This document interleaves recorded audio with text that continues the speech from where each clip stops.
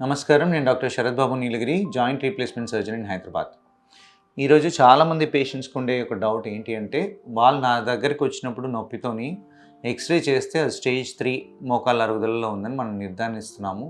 So, ముందే మేము ఈ ఆర్థరైటిస్ స్టేజ్ 3కి రాకముందు ఎలా గుర్తించాలి, దాన్ని రాకుండా ఎలా కంట్రోల్ చేసుకోవాలి అనేది చాలామందికి ఉండే డౌట్ అనమాట. సో, ఎప్పుడైతే స్టేజ్ 3లో ఉంది అన్నప్పుడు నొప్పి ఎక్కువగా ఉంటుంది కాబట్టి డెఫినెట్‌గా మీరు నొప్పి తగ్గించడానికి డాక్టర్ దగ్గరికి సంప్రదిస్తారు. కానీ ఈ స్టేజ్ 3 రాకముందే మనం ఎలాగా దీని గురించి ఆర్థరైటిస్ పెరగకుండా ఉండడానికి ఎలాంటి జాగ్రత్తలు తీసుకోవాలి, ఎలా ఎవాల్యుయేట్ చేసుకోవాలి డిస్కస్ చేద్దాం.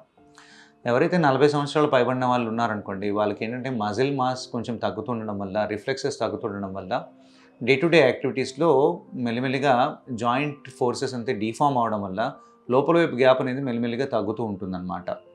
సో, ఎవరికైతే అలాంటి ఇబ్బంది ఉంటుందో స్టేజ్ 2లో ఎక్కువగా ఇబ్బంది ఉండదు ఆర్థరైటిస్లో. సో, మెల్లిగా ఎప్పుడైతే నొప్పి పెరుగుతుందో అది ఆల్మోస్ట్ స్టేజ్ 3లో మనం చూస్తూ ఉంటాం. ఇది రాకుండా ఉండాలి అన్నప్పుడు ఏంటి అంటే, మనం 40 ఇయర్స్ దాటినప్పుడు ఒక ప్రాపర్ స్టాండింగ్ ఎక్స్‌రే తీసుకుంటే జాయింట్ అలైన్మెంట్ ఎలా ఉంది అంటే, కొంతమందికి ఏంటంటే వారస్ డిఫార్మిటీ ఉంటుందన్నమాట.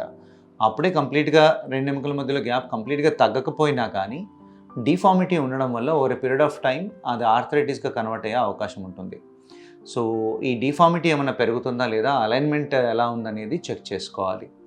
నెక్స్ట్ థింగ్, నొప్పి కొంచెం స్టార్ట్ అయినప్పటి నుండి యాక్టివిటీ మోడిఫికేషన్స్ కానీ లేకపోతే ఎక్సర్సైజెస్ కానీ డాక్టర్ని సంప్రదించి ప్రాపర్గా నేర్చుకోవడము, నొప్పి పెరుగుతున్న యాక్టివిటీస్ మానేసేయడము, సో స్ట్రెంగ్త్ పెరగడానికి ఏ విధమైన డైట్ తీసుకోవాలి, ఎక్సర్సైజెస్ ఏ విధంగా చేసుకోవాలి, ఈ ఆర్థరైటిస్ని డిలే చేయడానికి ఏమేమి ఆప్షన్స్ ఉన్నాయో అవన్నీ చూడాలన్నమాట.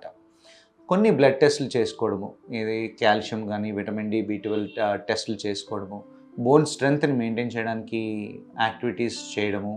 సో, ఇవన్నీ చేయడం వల్ల ఏంటి అంటే, ఈ ఆర్థరైటిస్ అనేది ఇప్పుడు చాలా మందిలో 50 సంవత్సరాలలో స్టేజ్ 3, స్టేజ్ 4 ఆర్థరైటిస్ చూస్తున్నాం. అది అవ్వకుండా ఉండడానికి ఎవ్రీ 6 మంత్స్కి ఒక బేసిక్ ఎక్స్‌రే, స్టాండర్డ్ ఎక్స్‌రే, నిలబడి స్టాండింగ్ ఎక్స్‌రే అంటాం, అది చేసుకుంటే కనుక ఆర్థరైటిస్ ఎన్ని రోజులలో రాగలుగుతుంది, సో ఆ స్టేజ్ 3కి వెళ్ళకుండా ఎన్ని రోజుల్లో వెళ్ళగలుగుతారనేది మనం చెప్పగలుగుతాం అన్నమాట. 40 పైబడిన వాళ్ళు ప్రతి ఒక్కరూ ప్రాపర్ బ్లడ్ టెస్ట్, ఎక్స్‌రే ఒకటి చేసుకుంటే కనుక నీ స్టేటస్ కరెక్ట్గా తెలుస్తుంది. దాన్ని బట్టి మనం నీని ఎలా ప్రొటెక్ట్ చేసుకోవాలని ప్లాన్ చేసుకోవచ్చు.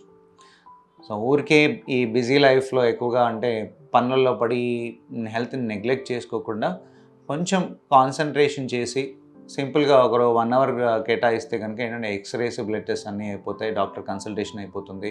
సో, ఎలాంటి జాగ్రత్తలు తీసుకోవచ్చు, ఏమేమి చేసుకోవచ్చు అనేది మనం ప్లాన్ చేసుకోవచ్చు. సో, 40 తర్వాత మనం హెల్త్ గురించి కొంచెం కాన్సన్ట్రేట్ చేసుకుని ఎవాల్యుయేషన్ ప్రాపర్గా చేసుకుంటే బాగుంటుంది.